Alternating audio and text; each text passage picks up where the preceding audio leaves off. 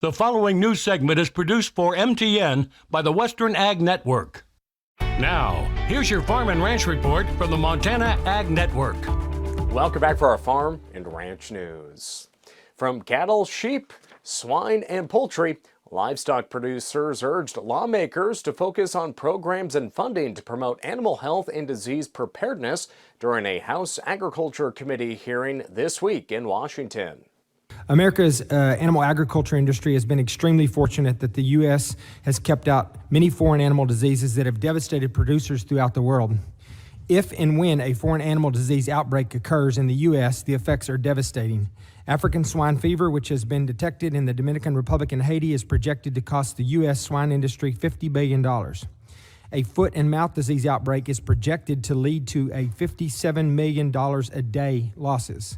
I repeat, $57 million a day in losses. The United States is currently foot and mouth disease free, but South Dakota rancher and president of the National Cattlemen's Beef Association, Todd Wilkinson, painted a grim picture if FMD did make landfall. If we get a foot and mouth outbreak in the United States, first thing that's going to happen is there's no movement of cattle for 72 hours. Everything goes to all stop. You think we have a issue with a plant fire at Holcomb, magnify it hundreds of times over by what happens if we get a foot and mouth outbreak. The other thing that's going to happen is all of our trade partners are going to immediately shut us off. So we're going to lose China, we're going to lose Korea, we're going to lose Japan. Just ding, ding, ding. You know, BSE is going to be a cakewalk compared to what's going to happen with a foot and mouth outbreak. It's going to spread north to south and east to west in a matter of days. We have to be prepared. Poultry producers shared firsthand the impact that highly pathogenic avian influenza has had on the U.S. industry, with over 58 million domestic birds culled since the outbreak began in February 2022. The last thing I want to have happen is to my colleagues over here have to go through what we've been through.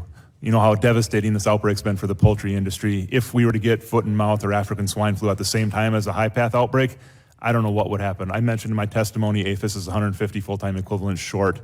We need to be prepared for these outbreaks now before they happen. And it's a combination of the three-legged stool, being prepared and then working on containment, and then also, what the future is, whether that be vaccination or whatever. So the importance of this three-legged or three-tiered program is essential. Other big topics addressed during the hearing includes year-round guest labor reform, free trade deals, and permanent reauthorization of livestock mandatory reporting, and more. We'll be right back.